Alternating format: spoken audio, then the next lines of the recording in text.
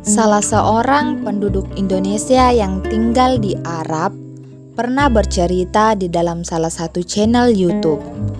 Ia bercerita bahwa sepupunya yang bernama Ismail bekerja sebagai pendamping jemaah umroh di Indonesia. Suatu saat pernah mendampingi rombongan umroh ke Tanah Suci.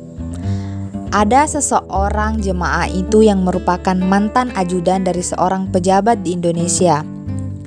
Sesaat setelah selesai umroh, mantan ajudan itu pun bercerita hal yang aneh kepada Ismail. Katanya, selama dia ikut dalam rangkaian perjalanan ibadah umroh, dia mengalami hal yang tak biasa. Ismail sebagai pembimbing jemaah umroh saat itu mengatakan, salah satu dari keluarga pejabat itu pada saat di Madinah dan pada saat akan pergi ke Masjid Nabawi, dia selalu saja demam, sehingga tak pernah sholat di Masjid Nabawi, kata Ismail. Nah, setelah rombongan sampai di Mekah, saat akan melaksanakan ibadah umroh, salah satu anak mantan ajudan tersebut juga mengalami hal yang aneh ketika dia akan turun ke pelataran Ka'bah. Jadi, pada saat akan turun ke pelataran Ka'bah, anak ini menangis sambil ketakutan. Kemudian setelah ditanya penyebabnya, dia menjawab, kenapa semua orang-orang yang di pelataran Ka'bah itu banyak yang berkepala babi, kata Ismail yang sedang bercerita pengalamannya dari sang ajudan. Dan pada akhirnya, anak mantan ajudan itu tidak jadi melaksanakan umroh karena takut untuk turun ke pelataran Ka'bah dan memilih untuk kembali ke hotel.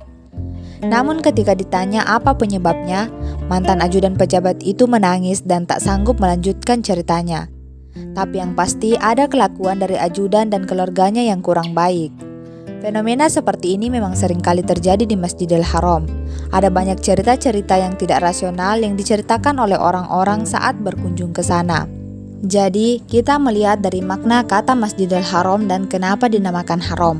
Menurut para ulama, karena di tanah haram itu berlaku berbagai ketentuan yang mengharamkan kita melakukan berbagai hal, seperti dilarang berburu, dilarang perang atau bermusuhan, dan dilarang mematahkan tumbuhan dan lain sebagainya. Termasuk juga haram untuk dimasuki oleh orang-orang kafir. Hal ini sebagaimana yang telah difirmankan oleh Allah Subhanahu wa taala dalam Quran surah At-Taubah ayat 28. Lalu dengan banyaknya fenomena aneh yang terjadi, orang-orang percaya apabila melakukan dosa sebelum ibadah haji atau umroh, mereka akan langsung mendapatkan balasan yang setimpal di Mekah ataupun di Madinah.